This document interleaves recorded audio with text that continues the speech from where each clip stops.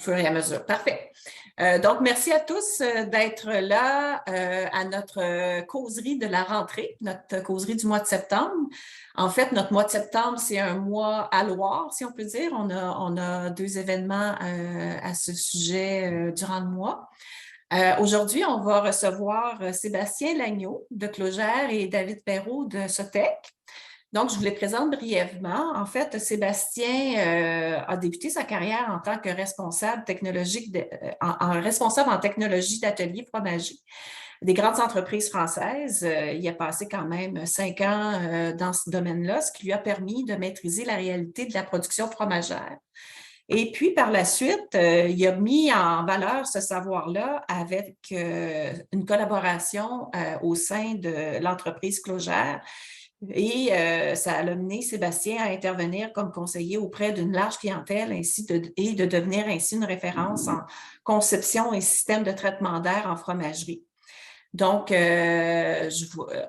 a la chance d'avoir son énergie et sa passion pour le fromage aujourd'hui. Vous allez être à même de constater vous-même sa belle énergie à ce sujet. Par contre, tout d'abord, on va passer la parole à David Perrault, qui lui c'est le directeur général en fait de Sotec. Donc, avec plus de 25 ans d'expérience dans le marché industriel, David a toujours eu en tête la satisfaction du client. Aujourd'hui, en tant que directeur général, il est le leader humain et technique pour assurer le développement de l'équipe et de l'entreprise en collaboration avec Clogère. Il s'assure de notre positionnement concurrentiel dans le marché agroalimentaire. Donc, David, avant qu'on passe la parole à David, Geneviève va nous faire les petites instructions techniques pour le bon déroulement de cette causerie. Et puis, comme d'habitude, on va fonctionner en blocs, 3 blocs. On retient les questions.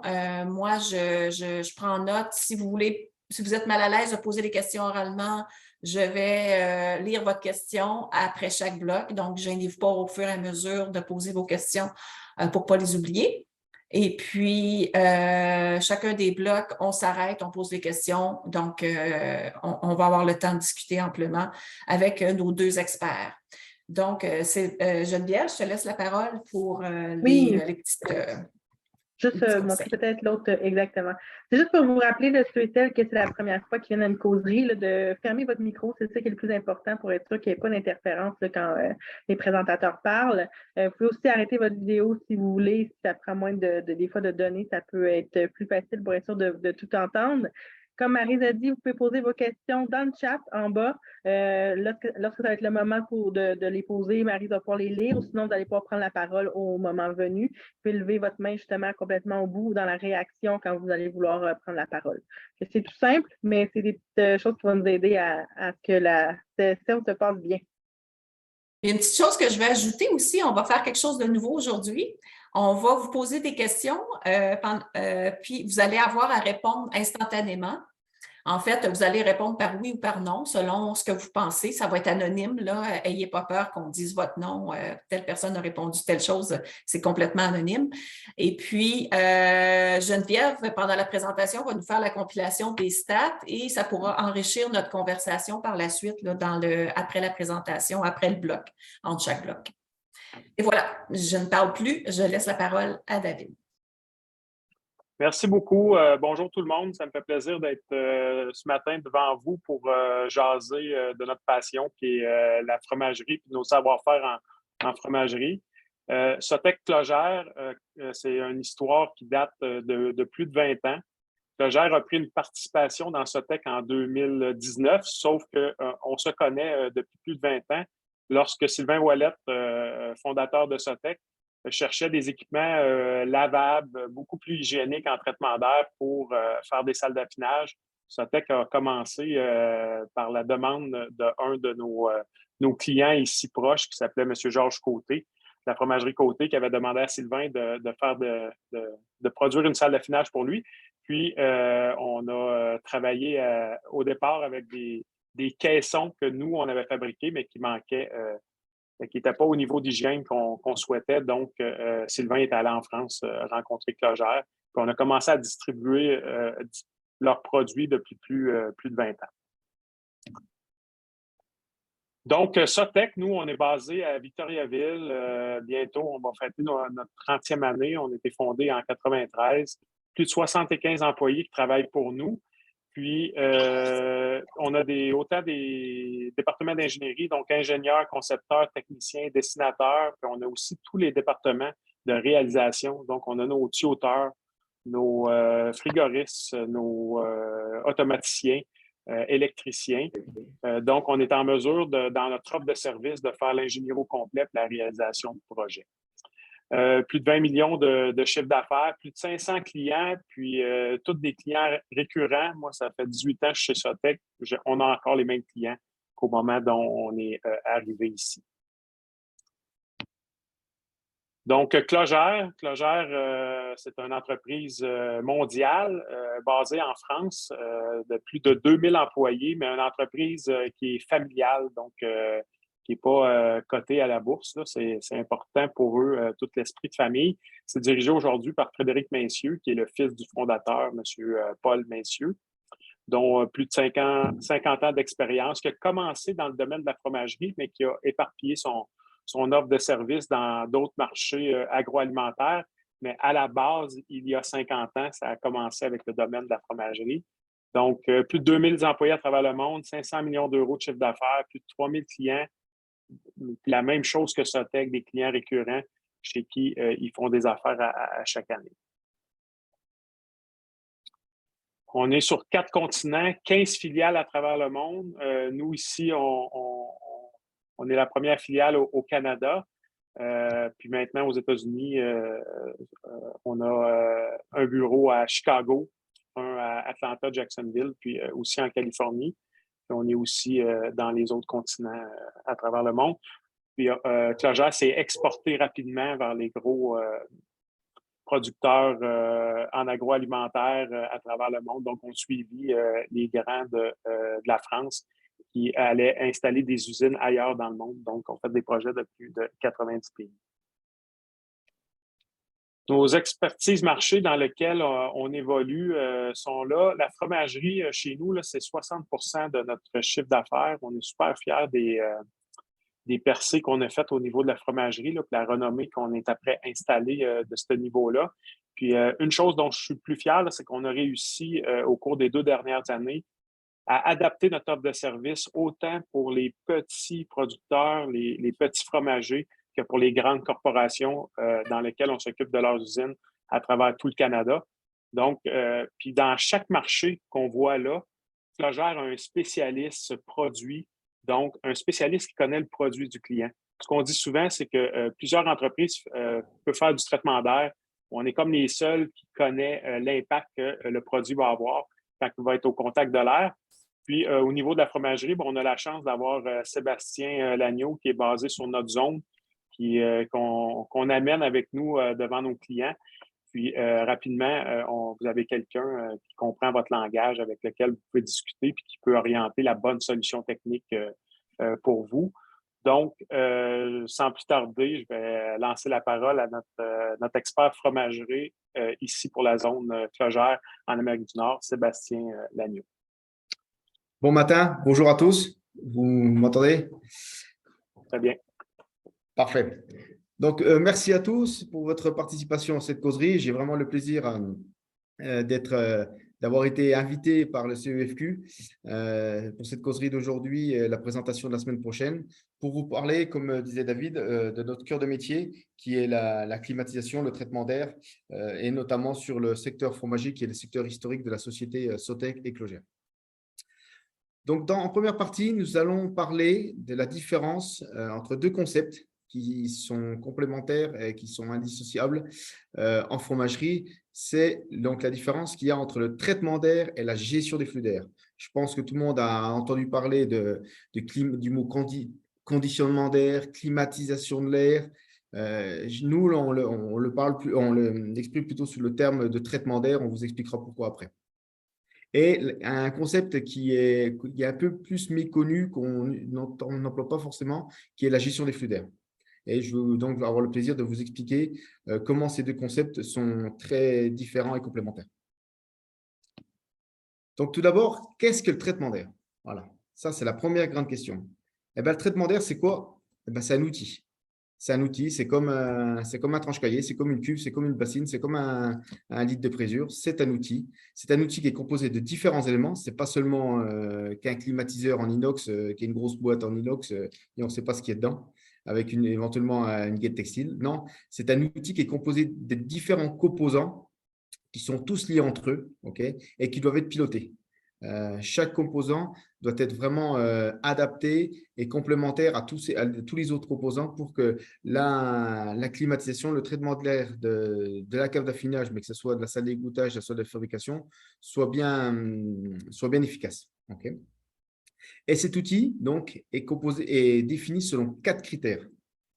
Tout d'abord, c'est le critère le plus classique, auquel on pense toujours en premier, qui est le critère thermodynamique. Évidemment, quand on parle d'air, on parle de température. Alors, quand on parle de température, il faut savoir que le fromager, notamment en affinage, a besoin de 3 températures.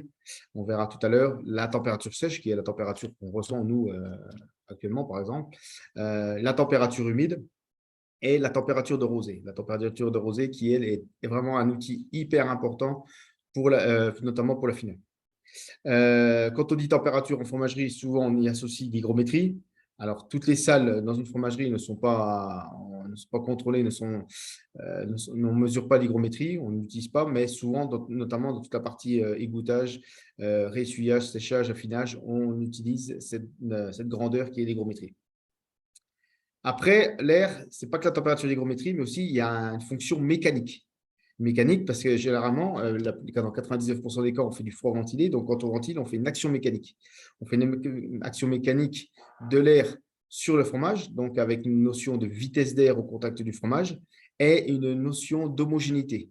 Okay, on verra tout à l'heure aussi que ventiler, c'est bien, mais quand on affiner, c'est bien, mais il faut affiner de façon homogène. Ça, c'est très important. Si on veut avoir des fromages homogènes, il faut qu'on climatise, qu'on traite l'air de façon homogène. Une autre fonction, un autre critère, c'est l'aspect microbiologie. Parce que dans l'air, il y a des choses. Il y a des choses qu'on cherche à avoir et des choses qu'on cherche à éviter. Donc, on verra notamment quand on va parler de gestion des flux d'air, quelles sont les méthodes de travail pour gérer correctement les flux d'air et avoir toujours un flux d'air de qualité avec éviter donc les éléments indésirables, notamment qu'on connaît tous, le poil de chat, le mucor, le bleu, tous ces microbes, tous ces spores qui nous embêtent.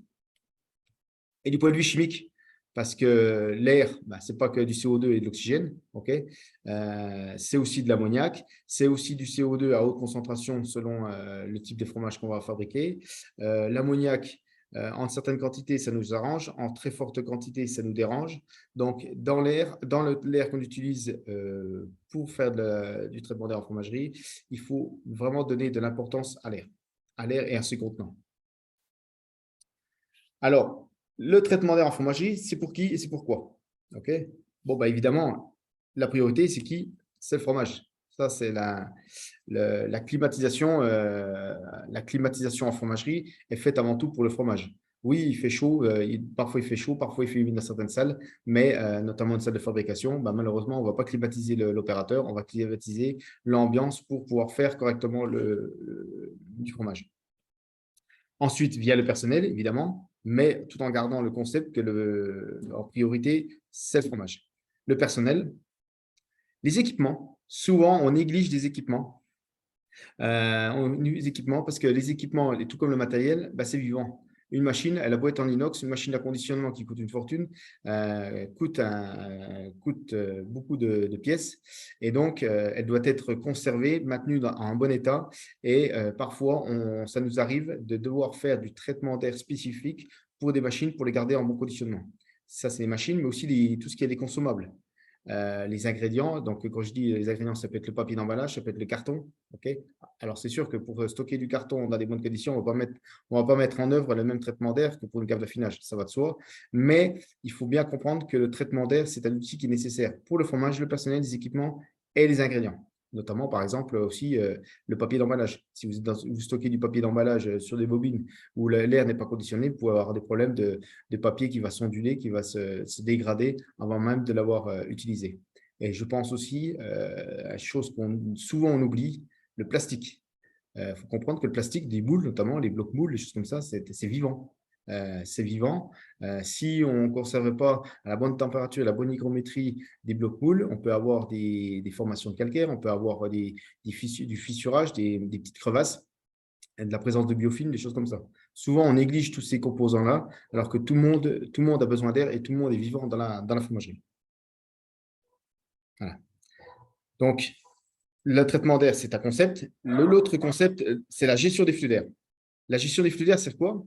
En fait, c'est la maîtrise de la circulation d'air de façon cohérente et sécurisée dans la fromagerie. Alors, quand on dit la fromagerie, c'est à l'intérieur de la fromagerie, entre les salles, mais c'est aussi entre l'extérieur et l'intérieur de la fromagerie. Il est très important de savoir ce qui se fait, de savoir comment l'air se déplace d'une salle à une autre, mais surtout quand il rentre, parce qu'on a besoin de faire rentrer de l'air. Quand vous mettez un extracteur dans une laverie, vous voulez chercher à enlever de l'air. Bon, si vous voulez chercher à enlever de l'air, il faut faire rentrer de l'air. Par contre, il faut savoir qu'est-ce qui rentre, quelle quantité, quel débit, la qualité de l'air qui rentre et surtout par où il va passer, par où il va circuler et son contenu du point de vue bactériologique. Ça, c'est très important. Et surtout aussi, donc, qu'est-ce qui se passe entre les salles? Donc, qu'est-ce qui se passe entre les salles? Le but, c'est de savoir exactement, être sûr et être certain que l'air va venir toujours des salles les plus sensibles. Donc, les salles les plus sensibles dans une fromagerie, c'est quoi? C'est les salles où le produit est nu, le contact avec l'air, notamment la fabrication, les égoutages, les affinages, toutes ces choses-là, jusqu'à l'emballage. Donc, c'est être sûr que l'air va bien de l'endroit le plus sensible, donc le plus chaud, le plus humide, là où le fromage est le plus sensible à l'expulsion de l'air, et il doit aller vers les points les plus sales. Donc, les points les plus sales dans une fromagerie, généralement, c'est la laverie, c'est le stockage, tous les stockages de produits, les stockages de carton, les stockages de consommables, les vestiaires. Ça, il ne faut pas négliger non plus les vestiaires. Donc, ça, c'est très important. Donc, il faut bien comprendre deux choses entre le traitement d'air et la gestion des flux d'air.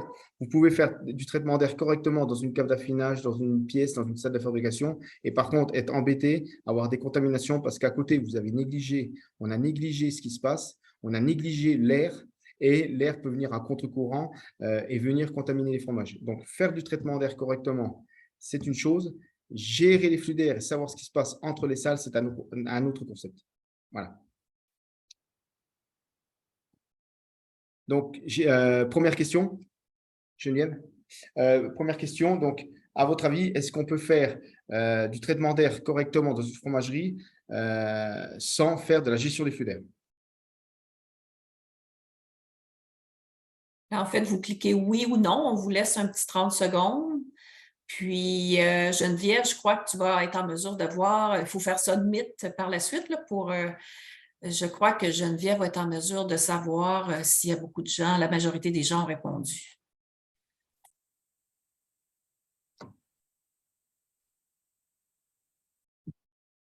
On a un peu plus que la moitié des gens qui ont répondu, que je ne sais pas si les autres ne veulent pas répondre ou laisse encore un petit 2-3 secondes.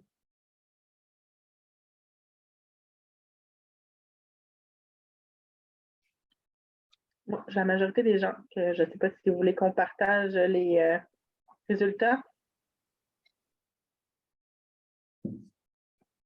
Est-ce qu'on attend la discussion, Sébastien, ou on partage tout de suite? Comment? Est-ce que tu veux qu'on partage le résultat Oui. des réponses tout de suite ou à la discussion? Comme vous voulez, on peut partager tout de suite. C'est bon.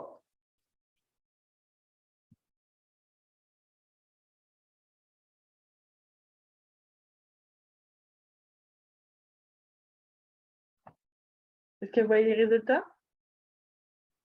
Oui, je vois. Est-ce que tu vois, Sébastien? Oui, moi, c'est bon. C'est bon, OK. Voilà. Donc, effectivement, la majorité des gens ont répondu non. Effectivement, il faut, alors, j'ai envie de dire, tout est faisable. Par contre, effectivement, faire du traitement d'air correctement sans gérer les flux d'air, on le voit, ça existe. Il y a parfois des gens qui ont de la chance ou qui maîtrisent bien le reste, mais il faut vraiment être attentif à ce qui se passe autour. Alors, en fonction du fromage, effectivement, le risque d'aérocontamination, parce qu'en fait, la gestion des flux d'air, c'est quoi? C'est être sûr et éviter des aérocontaminations. En fonction de la typologie de fromage, se peut que le fromage ne soit pas sensible aux aérocontaminations. Je pense notamment à tout ce qui est les pâtes pressées, pâtes pressées, notamment les pâtes pressées qui sont vraiment relativement sèches, avec des ambiances relativement sèches. Oui, on n'est pas exposé au risque d'aérocontamination. Par contre, il est clair que dès qu'on travaille dans des ambiances humides, notamment, je pense, sur des croûtes fleuries, pâtes molles croûtes fleuries, il est évident qu'il faut faire hyper attention à ce qui se passe autour de la cave d'affinage pour éviter les aérocontaminations et les crises de mucor notamment. Voilà.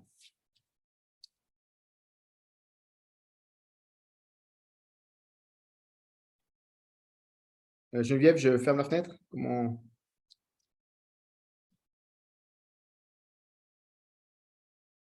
Est-ce qu'on est rendu, Sébastien, est-ce qu'on est rendu à la fin de la première Oui. section? OK, c'est bon, parfait. Là, il y a une personne qui a chatté, en fait, qui dit qu'il ne voit pas les diapos, là, qui demande si c'est normal. Est-ce que votre problème est corrigé, Monsieur Parr, qui a posé cette question? Ou… Je crois qu'en général, probablement la majorité des gens voient les diapos, donc je ne sais pas. Okay. Bon, on a une première question dans le chat. Quel est l'impact d'un arrêt de la ventilation? Exemple, panne de courant ou arrêt pour changement de filtre, maintenance préventive, entre autres. Est-ce que par effet de cheminée, l'air extérieur peut entrer par les extracteurs? Oui, donc c'est une très bonne question. Alors, avant même d'arrêter, je dirais, pour un arrêt d'électricité ou un arrêt de maintenance, je dirais ne serait-ce qu'un halloir, on libère un halloir et par manque de production, le halloir est vide. Souvent, on le voit. Qu'est-ce qu'on fait dans des coups de temps comme ça? C'est très important. On peut arrêter le climatiseur, ou le mettre à une consigne de température et d'hygrométrie beaucoup moins drastique et ventiler moins vite. Ça permet d'économiser de l'électricité. Ce n'est pas la peine de ventiler comme des fous et consommer de l'électricité pour rien. Par contre, même si la cave d'affinage ou même si une autre salle est à l'arrêt, il ne faut pas arrêter l'air neuf et les extractions qui sont associées. Si vous arrêtez un conditionnel, vous arrêtez aussi l'air neuf, par exemple, dans une cave d'affinage pendant une semaine, qu'est-ce qui va se passer? Notamment si le halloir vient d'être lavé, vous allez avoir un développement de mucor. Pourquoi? Parce que l'ambiance est humide, va fermenter, entre guillemets, toute seule, s'il n'y a pas de mouvement de porte, s'il n'y a pas d'air neuf. Et là, on va avoir un bouillon de culture qui va se développer. Donc, c'est très important lorsqu'il y a un arrêt de production programmé, parce que par manque d'activité et tout, même pour la maintenance, on arrête le conditionneur d'air, le gros appareil. Par contre, on n'arrête pas les éléments de flux d'air qui sont associés. C'est très important parce que sinon, par effet domino, on va tout déséquilibrer, toute la fromagerie, rien que pour un module d'air neuf ou un extracteur. D'accord. Après, la panne de courant. La panne de courant, ça arrive. Donc, le problème là, la panne de courant, ça veut dire quoi? Ça veut dire tout s'arrête, y compris les flux d'air. Et ça, qu'est-ce qu'il faut faire? Il faut très attention. Je dirais, quand il y a une panne de courant pendant 2 heures, malheureusement, s'il n'y a pas de groupe, on ne peut rien faire. Par contre, la seule chose qu'il faut surtout faire, ce n'est pas s'amuser à ouvrir les portes. Il faut vraiment limiter les risques d'aérocontamination. Pourquoi? Parce qu'effectivement, lorsqu'il n'y a plus d'extraction et il n'y a plus d'air neuf, il peut y avoir un phénomène de ce qu'on appelle un phénomène de thermosiphon, c'est-à-dire que l'air chaud va rejoindre l'air froid et vice-versa. Donc, comme dit la personne, effectivement, au niveau des extracteurs, il peut y avoir par effet phénomène de thermosiphon une mise sous vide de la salle ou un retour d'air d'extérieur vers l'intérieur. Donc, c'est très important, ça, de prendre conscience de ça, d'éviter d'ouvrir les portes. Et malheureusement, j'ai envie de dire, quand il y a un arrêt imprévu comme ça, il faut refaire vite des analyses pour voir si les flux d'air n'ont pas provoqué une aérocontamination à contre-courant. Parfait. Là, je ne vois pas d'autres questions ni de main levée. Peut-être pour faire du pouce un petit peu sur cette réponse-là, ça serait quoi les outils de base de mesure, mesure autant humidité, température, flux d'air, que Sébastien, tu considères important d'avoir en main? Est-ce que c'est par ordre d'importance? Si on y va au niveau du flux d'air, température, humidité, qu'est-ce qu'il faut le plus contrôler? Ce qu'on conseille, je dirais, aux fromagers en tant qu'utilisateur, effectivement, parce que les installations qu'on réalise sont équipées de capteurs.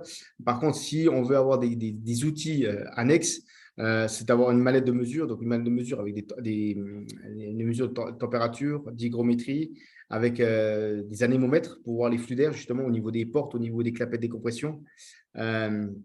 Ça, c'est très pratique. Donc, il y a en anémomètre, vous avez la technologie anémomètre à hélice.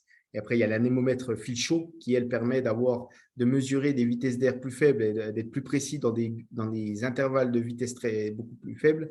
Parce qu'une surpression d'une cave d'affinage, oui, il y a de l'air neuf en suppression, mais non plus, ce n'est pas non plus des gros mètres cubeurs qui vont être chassés. Donc, c'est important d'avoir la technologie fil chaud. La température, un thermomètre, un hygromètre dans la pièce de façon mobile pour pouvoir contrôler. Et ce qu'on conseille aussi, quelque chose qui est très pratique, c'est la poire à fumer. La poire à fumer, c'est quelque chose qui est très important parce que ça permet vraiment de caractériser les mouvements d'air, je dirais même dans une pièce qui est fermée. Ça permet de voir comment l'air circule. Et au niveau des portes, des passages, ça permet de voir, de qualifier je dirais l'intensité et surtout le sens du flux d'air. Ça, c'est des choses qui ne sont pas forcément chères, coûteuses et puis qui permettent d'être sécurisées, d'être sûr de contrôler par le service de qualité tout ce qui se passe dans le fromagerie. Puis, est-ce que ça serait la poire à fumer qui serait le meilleur outil pour déterminer si on a des zones mortes ou des zones… tu sais, quand on a l'impression que notre environnement ou notre salle est mal balancée, ça serait quoi le meilleur outil pour le confirmer? Ce qu'on voit, donc la poire à fumer. La poire à fumer, c'est ce qu'il y a. Alors après, la poire à fumer, il faut faire attention parce que il y a des poires à fumer, malheureusement, sont un petit peu, entre guillemets, pour dire les choses comme elles sont, c'est un petit peu toxique le gaz. C'est-à-dire que normalement, ce n'est pas homologué contact alimentaire. Mais bon, on n'en met pas non plus des tonnes, donc il n'y a pas de souci là-dessus. Après, ce qu'on peut faire aussi, il existe des autres appareils plus coûteux, plus dispendieux, qui sont des appareils à fumer, comme on voit dans les boîtes de nuit, qui utilisent la glace carbonique. Ça permet, je dirais, par exemple, dans une cave d'affinage, vous mettez de la glace carbonique, ça projette de la fumée, comme dans les boîtes de la glace carbonique que vous avez dans les boîtes de ferment. Et ça permet de voir vraiment en instant T, en 3D, la cartographie des mouvements d'air. Voilà, ça existe. OK. Mais la poire à fumer est idéalement, c'est ça qui est couramment utilisé. C'est pas cher, c'est pratique. On n'en met pas des tonnes non plus de fumée. Donc, mais c'est vrai que c'est pratique. Puis, est-ce qu'il y a des leviers pas trop coûteux, c'est peut-être une solution miracle, je ne sais pas si ça va exister, Sébastien, mais quand on constate qu'on a effectivement une mauvaise répartition de notre air dans une salle, ou s'il faut refaire la salle au complet, est-ce qu'il y a des leviers qu'on peut essayer de travailler? Alors, oui, on a déjà travaillé sur notamment chez un bon client à Saint-Hyacinthe, c'est la simulation numérique. Savoir que Clojure Sotec est équipé d'outils qui permet, je dirais, de faire de la simulation numérique en niveau température et au niveau vitesse d'air pour pouvoir préidentifier des zones mortes, par exemple, des phénomènes de survitesse dans des zones, des interactions entre l'air et le fromage indésirables. Donc, c'est ça l'avantage de la simulation numérique, c'est que ça permet déjà de qualifier, de faire une très bonne approche de la future installation ou bien, dans le cadre d'un projet neuf, c'est la future installation ou même lorsque des clients nous appellent pour essayer de comprendre ce qui se passe, pour essayer de comprendre un phénomène d'hétérogénéité des fromages dans un volume de cave. Ça permet d'essayer de comprendre pourquoi, d'où vient le problème et quels sont surtout les leviers d'action qu'on peut entreprendre pour ramener l'homogénéité de la température et de la vitesse d'air sur le fromage. Ça, c'est très important. Ça. Donc ça, c'est un outil qui est très pratique et qu'on utilise beaucoup. Par contre, il faut le faire avec vous. Ce n'est pas quelque chose que nous, on peut, un fromager tout seul peut mettre en place. Là. Ça prend votre expertise. C'est une expertise, puis surtout, c'est un outil, je dirais, coûteux. C'est un outil informatique qui est très, très, très coûteux. Il faut savoir l'utiliser, il faut savoir exploiter les données. C'est comme… voilà. D'accord. Je ne vois pas d'autres questions. Donc, je pense qu'on pourrait enfiler sur la prochaine section, Sébastien. Okay. Oui. Attends, ça va passer à la suivante. Il faut que ça se réveille. Voilà. Donc maintenant, on va parler de la différence entre trois thèmes du jargon fromager qu'on qu'on utilise et forcément derrière, on n'est pas tous d'accord, puis surtout, on n'a pas tous la même définition de ces mots-là. Le mot affinage. Alors, le mot affinage, le mot ressuyage, le mot séchage. Le mot affinage, c'est une étape durant laquelle on veut limiter, je dis bien limiter, j'ai bien souligné, au maximum la perte de poids en fromage, donc la freinte. Okay. Alors, il faut déjà comprendre une chose, la freinte est inévitable. Souvent, parfois, on a des clients qui disent « je ne veux pas perdre de poids ». Désolé monsieur, désolé madame, la freinte est inévitable. Nous-mêmes, à cette heure-ci, on est en train de respirer, on freinte. Pourquoi? Parce qu'on relargue de l'humidité, on relargue du poids. Et c'est des choses qu'on peut limiter, mais qu'on ne peut pas éviter. C'est tout à fait normal, le fromage est vivant. Voilà. Ce que je disais tout à l'heure, c'est comme le matériel, c'est vivant. Ben, le fromage aussi, avant tout, il est vivant. Donc, on cherche vraiment à limiter. Souvent, on a des demandes, on emploie le terme, je dirais, à confusion, quand un client dit « je vais affiner à 85%. » Non, à 85%, on n'affine pas, on sèche. Parce qu'à 85%, forcément, on va chercher à pomper de l'eau. À pomper de l'eau à l'air, donc par cascade au fromage. Donc, forcément, c'est un problème de langage. Je ne dis pas que l'affinage à 85%, ça fait des très bons fromages. Simplement, c'est au niveau du langage, il faut bien comprendre la différence et l'impact. Donc, ça veut dire quoi? Que l'affinage, si on veut limiter, c'est qu'il pour limiter tout ça, il y a des artifices qui existent et qu'on verra surtout en détail la semaine prochaine à la causerie du mercredi. Il y a des artifices qui vont permettre de limiter au maximum la perte au fromage, la perte de poids du fromage. Comment? Alors, tout de suite, on pense, ouais, ben, si je veux limiter la freinte, j'humidifie comme un fou et ça sera bon. Non, il n'y a pas que ça, parce qu'avant d'humidifier comme des fous et maintenir, par exemple, un 98%, un 95% dans un loir de pâte molle à croûte fleurie, il faut déjà éviter de faire perdre de l'eau à l'air et de l'eau au fromage. Donc ça, on verra tout ça la semaine prochaine en détail. Mais l'affinage, donc, c'est quelque chose où on cherche vraiment à limiter au maximum la freinte. À l'inverse, le ressuyage et le séchage. Ben, ces deux étapes-là, là, c'est contraire. On cherche à enlever de l'eau au fromage, donc de l'eau à l'air, parce que par définition, si l'air est sec, par différence de pression osmosique, l'humidité interne du fromage va migrer sur l'extérieur et donc va provoquer une perte de poids du fromage. Donc, il y a deux concepts, il y a deux mots qu'il faut vraiment utiliser, le mot ressuyage et le mot séchage. Le mot ressuyage, il est surtout utilisé lorsqu'on veut éliminer de l'humidité de surface. L'humidité de surface, on l'a quand? Ben, quand on vient de saumurer un fromage ou lorsqu'on vient de le saler à sec. Qu'est-ce qui se passe? Ben, par la présence du sel sur la surface du fromage, par capillarité, une humidité qui est juste dans les premiers millimètres d'épaisseur du fromage vient à la surface du fromage sous l'effet du sel et vient provoquer donc une couche d'eau, okay, une pellicule d'eau. Donc ça, c'est ce qu'on va vouloir faire en faisant du ressuyage. C'est vraiment éliminer cette humidité de surface sans venir enlever l'humidité à l'intérieur et sans venir croûter. C'est très important. L'objectif du ressuyage, c'est d'avoir la surface sans eau, légèrement moite. Ça, c'est très important. Alors qu'à l'inverse, le séchage, lui, l'objectif, c'est d'enlever de l'humidité en surface, évidemment, et surtout à l'intérieur. Donc, tous les fromages ne se sèchent pas, tous les fromages ne se ressuient pas. Okay, ça, c'est très important. Mais il faut bien comprendre, ressuyage, séchage, on cherche à pomper de l'eau. Donc, on va mettre un dispositif avec une batterie froide et une batterie chaude dans notre conditionnement d'air, un coil. Et alors qu'à l'affinage, on verra, souvent, on n'a qu'une batterie froide qui est dimensionnée différemment du ressuyage et du séchage. Donc, le ressuyage, c'est la pellicule d'eau, c'est ce que je disais tout de suite, qui est sur la surface du fromage. Donc, souvent, ce phénomène de ressuyage, cette phase de ressuyage est associée avec une opération manuelle qui est l'inclinaison des piles, comme on peut voir un peu sur les photos à droite. Ça permet, je dirais, d'accélérer cette évacuation d'eau de façon gravitaire pendant 2-3 heures. Pas durant 20 heures, parce que sinon, on a les fromages qui vont faire des casquettes, ce qu'on appelle des casquettes, qui vont se déformer. Mais pendant 2-3 heures, ça aide à ressuyer le fromage le plus rapidement. Là, je vous ai mis, par exemple, en pâte molle croûte fleurie, qui est, je dirais, le fromage où on utilise le plus la phase de ressuyage. On cherche à éliminer en général entre 2 et 4% du poids, entre 16 et 24 heures, voilà, 20 heures, 24 heures. Et on est autour, selon les fromagers, entre 15, 16, 17 degrés, pas plus, et autour des 82, 85, 88%. Des fois, on peut voir aussi du 80, 90%. Donc, voilà un peu ce qu'on trouve, par exemple, en pâte molle croûte fleurie. Voilà. Le séchage, lui, donc c'est ce que je disais tout à l'heure, c'est vraiment l'objectif, c'est d'enlever l'humidité à l'intérieur du fromage et à la surface du fromage. Sachant que si on veut enlever l'humidité du fromage, à l'intérieur du fromage, il faut éviter de le croûter.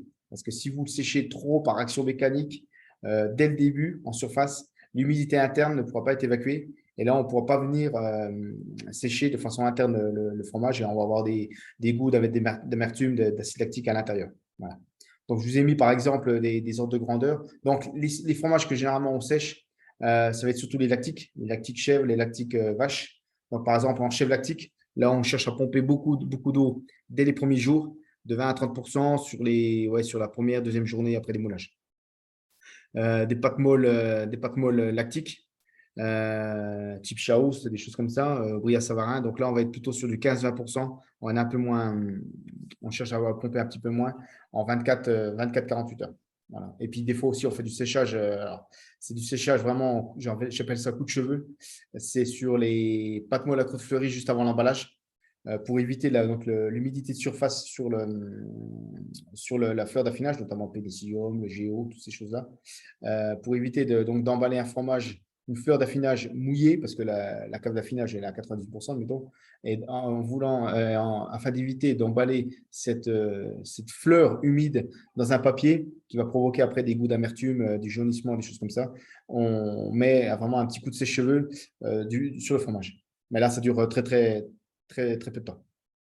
Voilà. Très peu de temps. Alors, si une aparté que je n'ai pas écrit, il y a des fromagers qui peuvent nous dire que par exemple, ils ne freinent pas. Okay. Alors, ça, on a toujours le discours. C'est pour les gens qui font de la pâte molle à croûte lavée. Pourquoi? Parce que pendant les soins, pendant les phases d'affinage, ils font des soins humides. Donc, ils rapportent du poids. Mais ce n'est pas la même eau. C'est de l'humidité de surface, ce n'est pas de l'humidité interne. Donc, en fait, il faut bien comprendre que tout le poids d'eau qui a été éliminé au fromage de façon interne, on peut récupérer un petit peu de poids par les soins, mais ce n'est pas la même eau. Ce n'est pas l'eau interne du fromage, c'est l'eau de surface. Donc, par contre, à l'inverse, que ce soit de l'affinage, du ressuyage ou du séchage, il y a un point commun à toutes ces caves-là, hein, à toutes ces étapes-là. On contrôle la température et l'hygrométrie. Ça, on rentrera plus en détail la semaine prochaine lors de la causerie de mercredi. On apporte de l'air neuf. Alors, pas évidemment aux mêmes quantités et pas de la même façon. L'air neuf, on verra mercredi aussi. Ça a deux fonctions en affinage dans ces salles-là. C'est une notion de surpression et de maîtrise des gaz. Parce un fromage, quel qu'il soit, va émettre des gaz. Que ce soit du CO2, que ce soit du CO2, de l'ammoniac, toutes ces choses-là. La diffusion homogène, parce qu'on garde toujours le concept que quelle que soit l'action qu'on fait dans une cave d'affinage, une cave de ressuyage, on veut le faire de façon le plus homogène possible. Et contrôler la vitesse d'air sur les fromages. Comme je vous ai dit, quand on veut ressuyer ou même quand on veut sécher, on veut enlever de l'eau soit en surface, soit à l'intérieur du fromage, mais surtout, il ne faut pas croûter le fromage. C'est très rare qu'on cherche vraiment, dès le début, à croûter le fromage pour garder l'humidité à l'intérieur. Ça existe, mais c'est très rare, c'est très spécifique. La majorité du temps, quand on cherche à enlever de l'eau, c'est tout en surveillant le phénomène de vitesse d'air et pour éviter le croûtage. Voilà. Donc, nous allons passer à la deuxième question. À la deuxième question, est-ce que la freinte est-elle évitable ou non?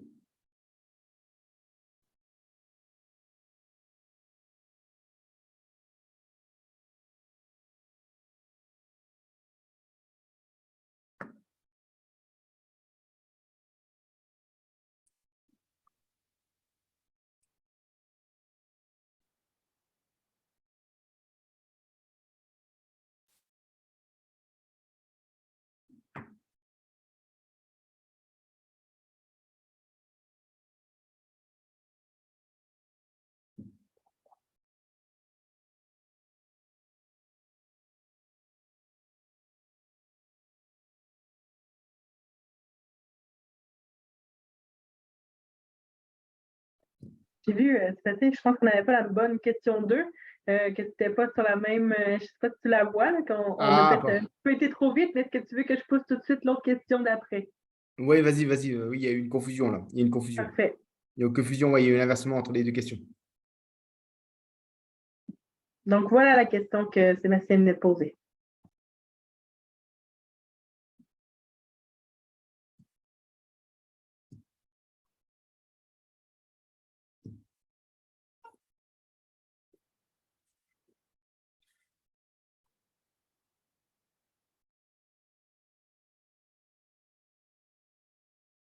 Il manque seulement 2-3 répondants. Je ne sais pas si vous allez répondre ou si on arrête. Je vous laisse encore un petit 2 secondes pour répondre.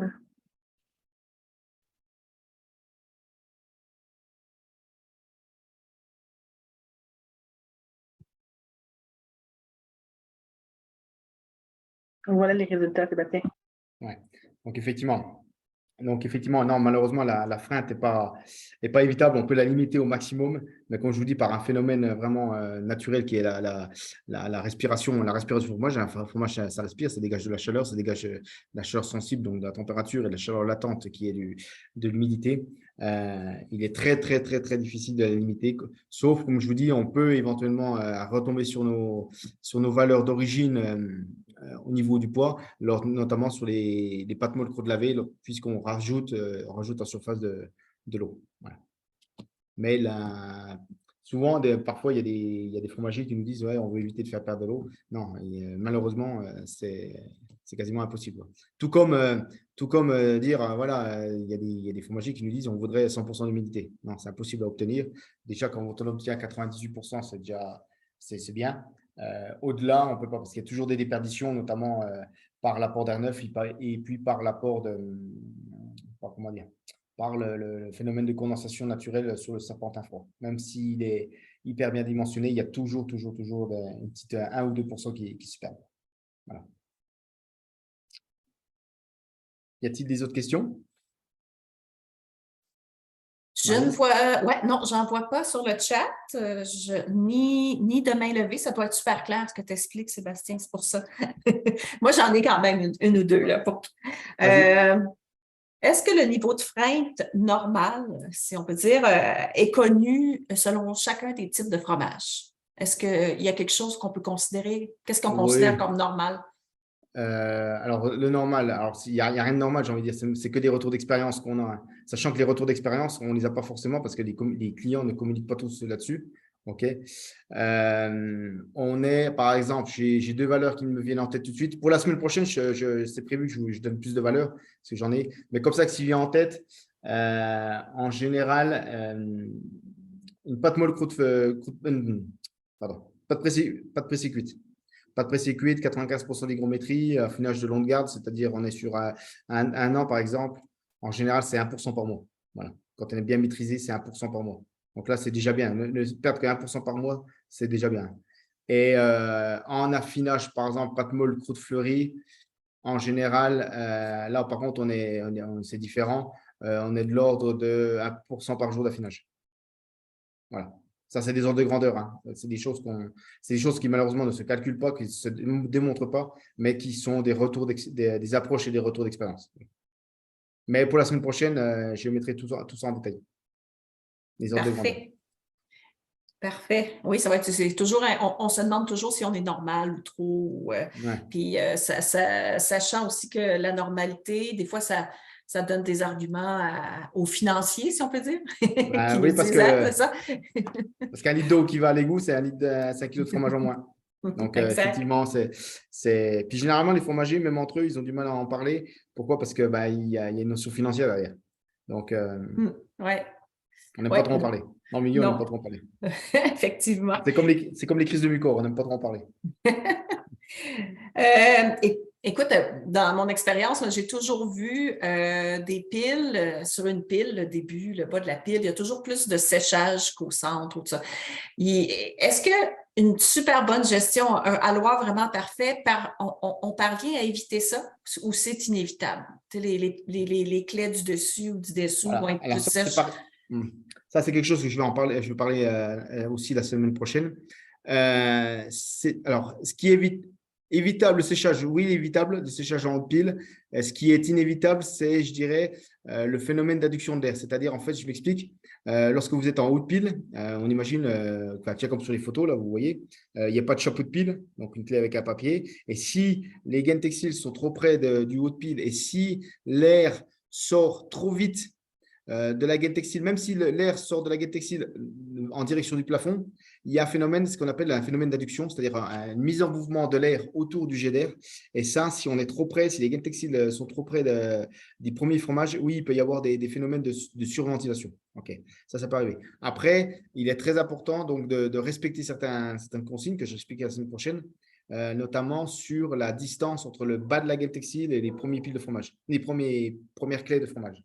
En général, on recommande entre 80 cm et 1 mètre, voilà, 3 pieds. Voilà, 3 pieds. Ça, c'est l'idéal, à condition qu'aussi que la diffusion d'air soit bien dimensionnée aussi. Hein. Ça, c'est très important. Oui, mais on peut l'éviter. Oui, on peut l'éviter. Surtout probablement dans les périodes de saison haute où des fois on a tendance à gerber, comme on dit. Voilà, on dit. Donc, c'est là, on gerbe, oui, c'est ça. Ouais, on gerbe haut, on a tendance à se rapprocher un peu plus des murs, c'est pareil. Les murs, il faut savoir qu'il y a un phénomène naturel, hein, on n'a rien inventé ou on n'a pas provoqué, j'ai envie de dire. C'est ce qu'on appelle l'effet paroi pour l'air. Savoir que l'air, quand il arrive contre un mur, il ricoche et sa vitesse est quasiment multipliée par 2. Donc, il faut savoir que l'air, le mur, faut s'en éloigner. C'est pareil. C'est facile de dire, vous laissez 50, 60 cm, donc ça fait à peu près 2 pieds. Mais quand on arrive aux périodes de pointe, on sait très bien ce qui se passe dans une fromagerie. On bourre, on se rapproche des murs, on met une rangée de plus de fromage, on met 2 clés de plus en hauteur. Ça, on l'a tous connu. Ça. Mais effectivement, c'est des choses c'est des points de vigilance qu'il faut bien avoir. Il faut bien avoir en fromagerie. Ah, je pense qu'on a une question. À la fin, lorsque tu vas faire le mot de remerciement… Oh, excuse, Geneviève. Parenthèse close. C'est bon. Je pense qu'il n'y a plus d'autres questions. C'est bon. Fait qu'on peut passer à la prochaine section, Sébastien. OK. Donc, prochaine section. Ça vient. Voilà. Le pilotage d'une cave d'affinage. Alors, ça, c'est très important. On en reparlera évidemment aussi la semaine prochaine. Alors, pourquoi le pilotage d'une cave d'affinage est-il complexe et stratégique? Ça, c'est très, très important aussi. Pourquoi il est stratégique? Pourquoi? Parce que, notamment en traitement d'air, en affinage, pardon, c'est une étape cruciale. C'est l'étape où le fromage va se transformer, ou l'étape durant laquelle le fromage va développer son goût, ses arômes, sa texture, sa croûte. Et donc, c'est vraiment très, très, très stratégique. En plus de je dirais, de l'aspect gestion des flux d'air, où là, c'est une étape très propice aux aérocontaminations si la gestion des flux d'air est mal maîtrisée. Donc, c'est une étape cruciale où, au même titre que la coagulation où le lait se transforme de phase liquide à phase solide, là, c'est une étape très, très cruciale où on développe, où le devenir ou l'avenir du fromage va se jouer. Et parfois, va se jouer en quelques jours. Vous êtes sur des pâtes molles fleuries, par exemple, je dirais qu'ils s'affinent très, très vite, en 6 jours, 8 jours. Donc là, c'est quelque chose, il ne faut pas se louper. Surtout qu'il y a une chose qui est très importante, notamment lorsque on a parlé de la freinte qui était inévitable, c'est une étape irréversible. Une étape, une phase un phénomène qui s'est raté, qu'on a raté en phase d'affinage, on peut guère le rattraper. Voilà. Donc ça, c'est quelque chose qui est très, très important. Voilà. Complexe, pourquoi? Parce que comme je disais un petit peu en introduction, lors de la premier chapitre, il n'y a pas que la température, il n'y a pas que l'hygrométrie. Ça, c'est très, très important. Il y a la vitesse d'air sur le fromage.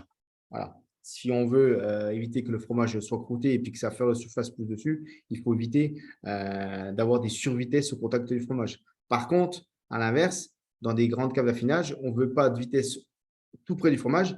Par contre, on veut qu'il y ait de l'homogénéité. C'est-à-dire qu'en fait, on veut que le fromage qui soit devant le conditionneur, au fond, à droite, à gauche, en haut, en bas de la pile, soit les plus similaires possibles.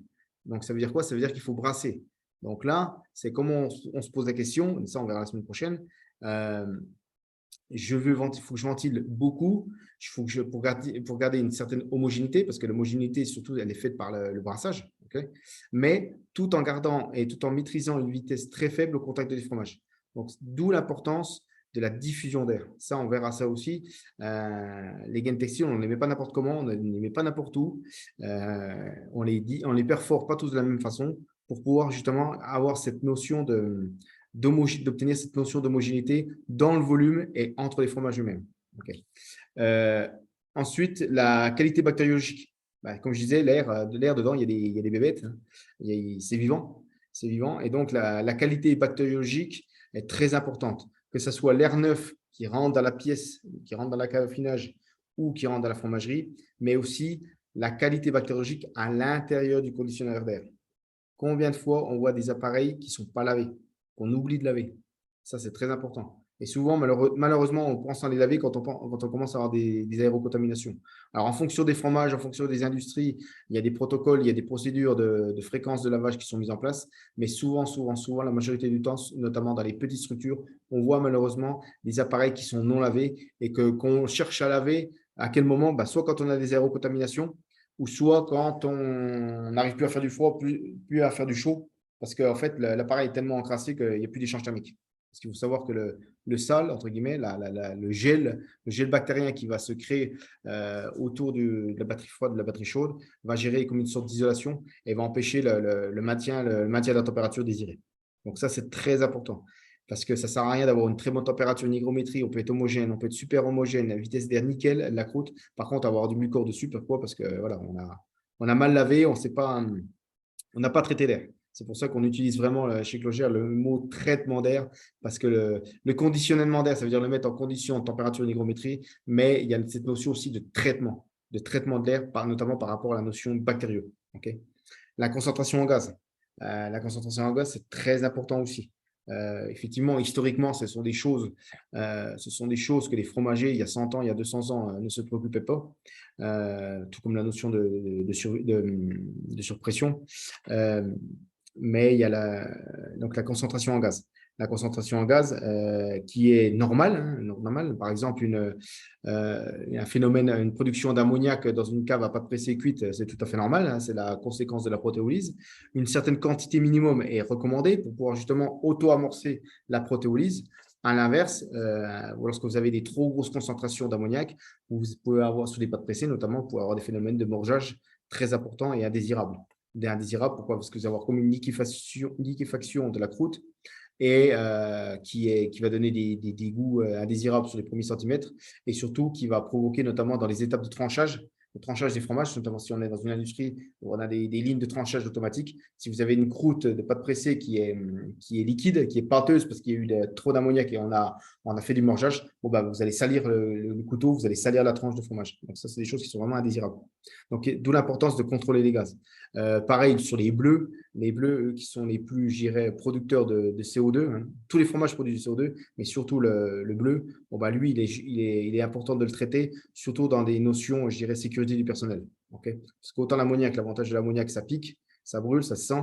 Le CO2, vous savez, c'est traître, hein, incolore, inodore, insipide. Et là, on peut avoir des soucis, mais plutôt liés au personnel. Voilà. Alors, complexe aussi pour le fromager. Parce que là, on parle du fromage, mais pour le fromager, pour la personne. Pourquoi? Parce que, hormis les soins et le retournement, durant l'étape d'affinage, l'air, c'est le seul outil dont dispose l'affineur. Lorsque vous êtes en fabrication, vous avez un problème de pH, on peut jouer sur différents paramètres, la température, sur le pH, sur la quantité de ferment, la quantité de présure, sur la taille du cube, des choses comme ça. Il y a des choses qui sont un peu, je dirais, compensables, rattrapables. Par contre, en affinage, le seul outil dont dispose l'affineur, mis à part ces phases de retournement, c'est le traitement d'air. Donc ça, c'est très, très, très important. Et comme je disais tout à l'heure, souvent, la plupart du temps, lorsqu'il y a quelque chose, une anomalie, elle est difficilement rattrapable en affinage. Parce que tout ce qui est perdu peut guère être réincorporé, sauf un peu d'humidité, comme je disais tout à l'heure, au niveau des soins.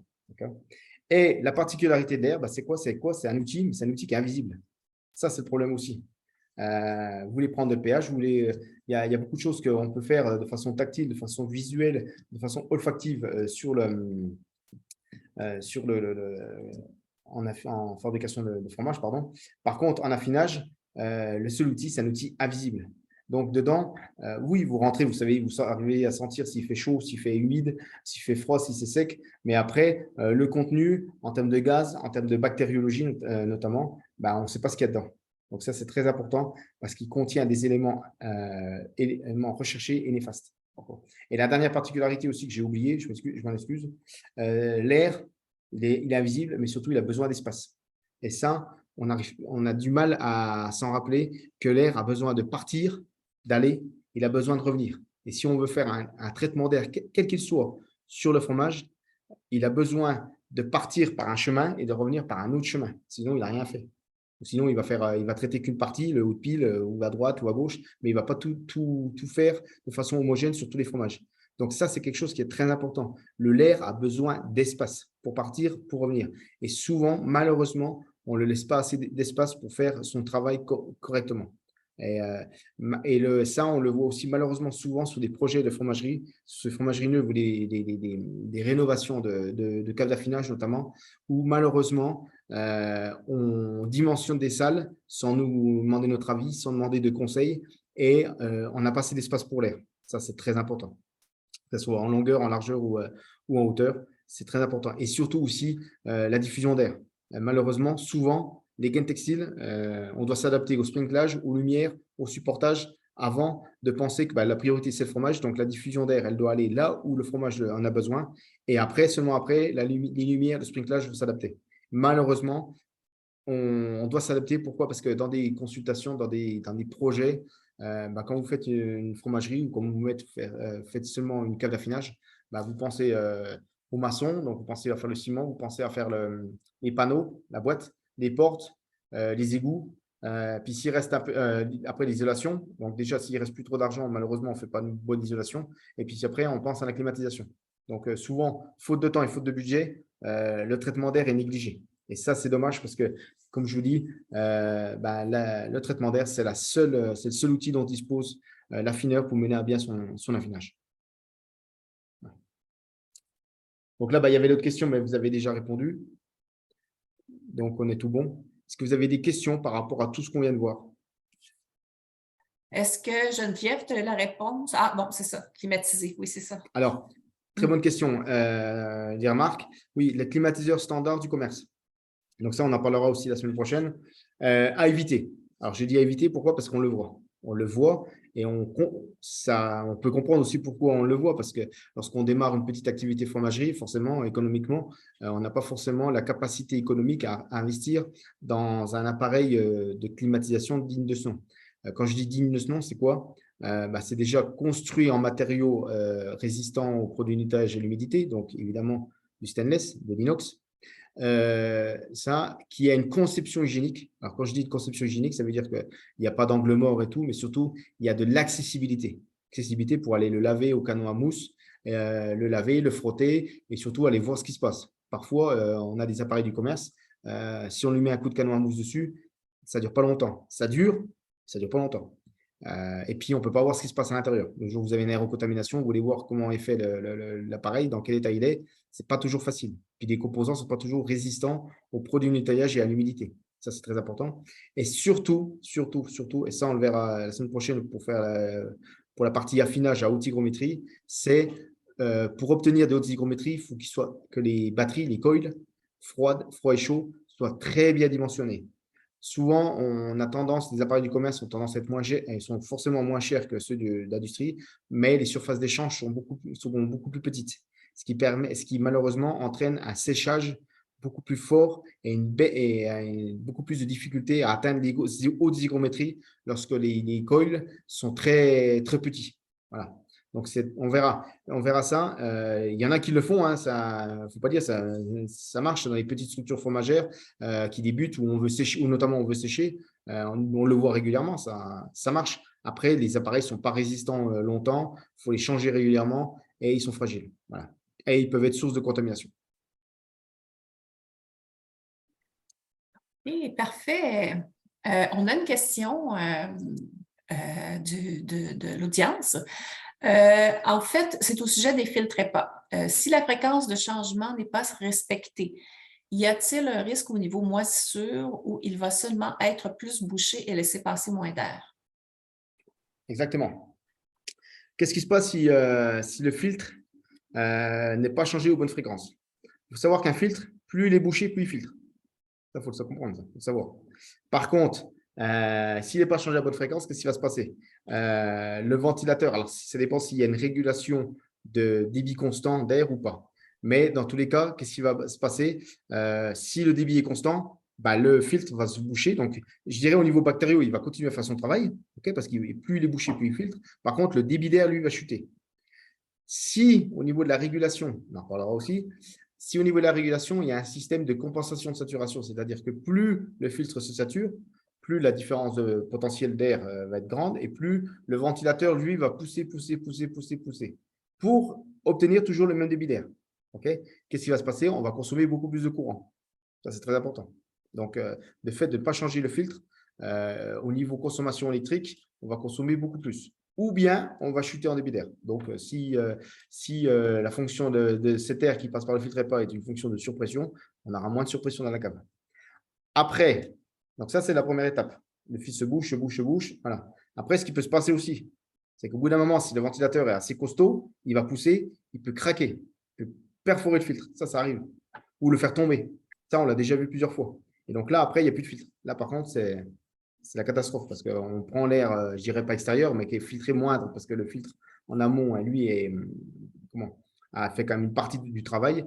Là, on peut avoir des gros problèmes bactériaux. Voilà. Mais là, donc, pour en revenir au filtre qui se bouche ou filtre pas qui se bouche, plus il se bouche, plus il filtre. Par contre, plus soit le débit d'air chute, ou soit on va consommer beaucoup plus d'électricité au niveau de la ventilation. Parfait. Est-ce que c'est possible de faire l'entretien des caissons lorsqu'il y a du fromage à l'intérieur? Parce que souvent, dans les petites entreprises, ils n'ont pas plusieurs alloirs. Donc, ils sont obligés de manœuvrer un peu. Puis, on t'a mentionné pendant ta présentation que c'était, fallait pas négliger quand même l'entretien, le lavage des caissons. Est-ce que c'est possible de faire ça quand il y a des fromages dans le alloir? J'ai le droit de répondre. En fait, c'est comme apprendre à conduire. Normalement, on vous apprend à mettre la ceinture. Par contre, une fois que vous avez fini, vous n'êtes pas obligé de mettre la ceinture. Là, c'est exactement pareil. J'ai envie de dire, malheureusement, pour faire la maintenance, c'est-à-dire ouvrir la maintenance ou même le nettoyage avec du fromage à l'intérieur, ce n'est pas du tout recommandé. Pourquoi? Parce qu'une fois qu'on aura fini, même si on fait très attention, on bâche les fromages, on se protège, on les éloigne. Alors, notamment, je pense aux caves qui sont un peu plus grandes, qui a un peu de distance entre les fromages, les piles de fromage et les appareils. Même si on prend les précautions, j'ai envie de dire, de protection, on peut réaliser, ça se fait, ça se voit, on réalise la maintenance, on réalise les nettoyages, mais le problème qu'il y a, c'est surtout quand on va redémarrer. Parce qu'en fait, qu'est-ce qui va se passer? Quand on fait le nettoyage, on fait la maintenance, il y a des projections de particules. D'accord? Et notamment, même si on fait bien le nettoyage, il y aura forcément, au moment de redémarrer, il y aura forcément des particules, soit pour du nettoyage, soit de l'eau. Bon, si c'est de l'eau, ce n'est pas grave. Mais peut-être des résidus de produits de nettoyage, ou si c'est de la maintenance, des résidus graisseux, des choses comme ça, qui vont repartir dans l'air et qui vont aller au fromage. Donc, effectivement, ce n'est pas recommandé. Ce n'est pas recommandé. Par contre, c'est comme j'ai chervé plus haut au moment des pics d'activité. Des fois, il n'y a pas de choix. Donc, ce n'est pas recommandé. Si on n'a pas le choix, il faut y faire hyper attention à protéger le fromage, mais surtout, c'est au redémarrage. Et je dirais même la moindre opération de maintenance, c'est nettoyage de l'appareil, il faut en profiter parce que si on a des résidus graisseux ou métalliques qui repartent dans l'air, voilà, on peut avoir des gros problèmes. Une question de l'audience. J'ai entendu dire qu'il y avait des pénuries mondiales de filtres EPA. Est-ce vraiment le cas? Si oui, devrions-nous avoir un inventaire plus important pour faire face aux problèmes? Oui, j'ai entendu dire qu'il y avait des soucis au niveau des filtres. Bon, au niveau de tout, vous savez, en ce moment, tout est compliqué, tout est rare, tout est cher.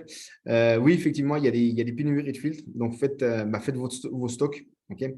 Par contre, lorsqu'on fait du stock, bien penser, ça c'est comme ce que j'ai dit tout à l'heure, le plastique ou les équipements. Un filtre, même s'il ne sert pas, il vit. D'accord? Donc, on ne le stocke pas n'importe où, on ne stocke pas l'humidité, on le ferme, il doit être scellé, ok? Il doit bien être mis dans des cartons et puis dans des sacs plastiques pour surtout bien faire, pas se détériorer lorsqu'on voudra le prendre. Mais oui, effectivement, il faut être vigilant, il y a des pénuries. Une autre question que je vais te poser. Est-ce qu'il y a des activités qui peuvent être combinées dans une même salle? Parce que c'est coûteux installer plusieurs alloirs, ressuyage, séchage, affinage. Qu'est-ce qui est le plus commun de combiner en activité dans la même salle? Combiner deux activités dans la même salle, je dirais, il y a deux problèmes. Il y a un problème déjà de fleurs d'affinage qui vont se croiser, d'accord? Pourquoi? Parce qu'il y a un seul ventilateur. Donc, ça veut dire quoi? Ça veut dire que tout va se mélanger. Ça, c'est comme dans les voitures. Maintenant, on peut faire du zoning, ce qu'on appelle du zoning. C'est-à-dire que le conducteur, il a 20 degrés et puis le passager, il a 25 degrés. Mais bon, au final, c'est le même volume d'air et puis c'est le même ventilateur. Donc, dans tous les cas, il y a un moment, ça passe tout par le même tuyau. Donc, il y a des choses, je dirais, en termes de mélange de fleurs, malheureusement, les fleurs d'affinage, elles vont se croiser, elles vont se mélanger. Okay. Avoir une certaine température à droite et avoir une autre température à gauche, c'est quasiment impossible. Je dirais la seule chose qu'on peut zoner, qu'on peut, je dirais, différencier dans une même cave, c'est plus la notion de ventilation. C'est-à-dire, on peut faire une zone plus ventilée ou d'une certaine ventilation à droite, par exemple, et être moins ventilée à gauche, en jouant sur la position des piles et puis sur la diffusion d'air. Par contre, au niveau thermique et au niveau bactériaux, tout repasse par le même appareil, par le même ventilo, donc forcément, tout est mélangé. Okay. Ça, c'est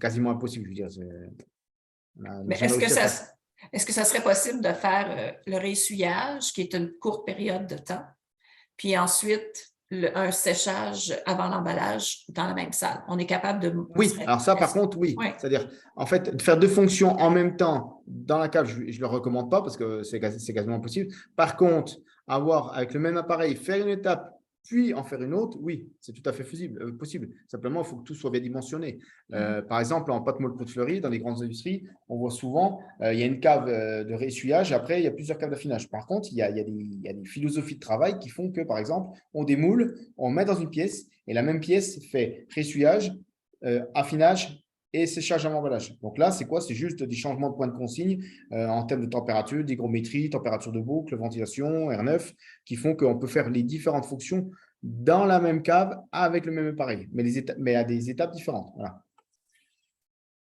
Oui, c'est bon. Je vois pas d'autres questions. Si vous voulez poser des questions, on va faire une petite finalité, il y a encore du temps. Si vous avez des éléments que vous voulez ajouter, Sébastien et David, on a encore le temps. Comme vous voyez, on a une belle formation la semaine prochaine où on va avoir la chance d'avoir Sébastien pour une durée de 3 heures qui va vraiment beaucoup approfondir les sujets.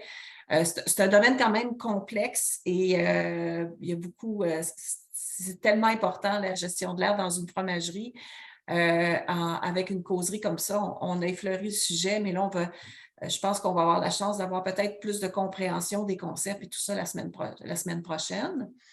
Geneviève, si vous êtes intéressé et vous voulez vous inscrire et vous ne l'avez toujours pas fait, Geneviève vient tout juste de mettre le lien dans la boîte de chat pour vous inscrire à la formation de la semaine prochaine. C'est une formation qui peut se donner à distance et en présentiel, qui va avoir lieu au centre de recherche du fédéral, au centre de recherche de Saint-Hyacinthe, sur le boulevard Casavant. Donc, c'est pas mal ce que je voulais vous dire au sujet de la causerie. Et je vois toujours pas d'autres questions. Pour l'instant, causerie du mois d'octobre, on n'a rien d'officiel encore. Par contre, au mois de novembre, je peux vous annoncer qu'on va parler de coagulants avec Chris Hansen. On va avoir des explications à ce niveau-là des différents coagulants et tout ça, leur fonction, leur rôle. Donc, ça va être notre sujet du mois de novembre et on vous donnera au fur et à mesure les autres sujets au cours de l'année. Moi, ça fait le tour. Est-ce que j'oublie quelque chose, Geneviève? Je ne crois pas, non. OK. Je terminerai peut-être avec La semaine prochaine, c'est soit en présentiel, soit par En ligne? Zoom. Donc, si vous avez le goût de venir nous voir, nous autres, ça va nous faire plaisir. On va être en présence. Ça va faire plaisir de vous rencontrer. Puis, on a aussi une petite étude la semaine prochaine. On est allé porter des valises d'acquisition de données dans une salle d'affinage d'un producteur qui était équipé d'équipements standards du marché, donc des équipements tubes à ailettes, aluminium et tubes en cuivre au fréon. Donc, on a une petite étude qu'on a faite par rapport à ça, puis on va vous donner les résultats la semaine prochaine, puis on va approfondir un petit peu plus ce sujet avec Sébastien. Donc, ça va être super intéressant. Fait que bienvenue à tout le monde pour le mercredi le 21. Parfait. J'en profite pour vous remercier sincèrement, David et Sébastien, de votre temps. C'était très apprécié, je crois. J'ai eu des petits commentaires en dehors par d'autres canaux qui me sont arrivés que les gens trouvaient ça très intéressant. Donc, je voulais vous en faire part. C'est bon. Pour moi, ça fait le tour. On va vous garder en ligne, David et Sébastien. Ne quittez pas avec tout le monde. Je vois toujours pas de questions, il n'y a pas de remords, mais vous allez avoir le temps de poser vos questions étant donné que tout ce beau monde-là va revenir le 21. Donc, oui. Bye tout le monde. On a des remerciements d'un peu tout le monde. Donc, merci à tous. Oui, merci à tous et à mercredi prochain.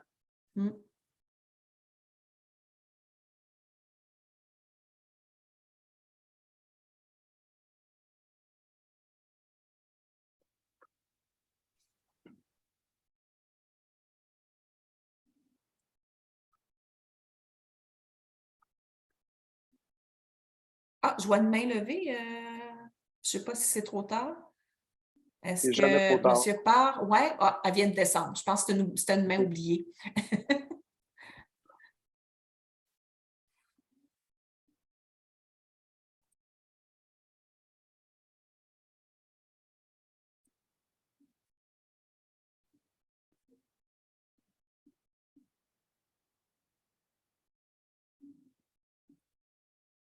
Bon, je pense qu'on est juste nous. Oui, c'est ça. Oui.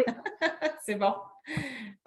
Question, Sébastien, parce que Geneviève me l'a posé pendant la conférence. Hélène, tu me dis, est-ce qu'on a l'autorisation de diffuser? J'en ai pas parlé parce que je sais que David, tu avais rempli le formulaire d'autorisation, c'était correct, mais je pense qu'on n'avait pas le tien, Sébastien. Fait qu'avant de l'annoncer, je voulais confirmer ça de ton côté. Si on peut diffuser, on la met sur notre site, puis c'est possible de la réécouter. Pas de problème. OK, parfait. Pas de problème, il suffit de m'inviter à une poutine et puis c'est bon. Alors là, comme c'est un petit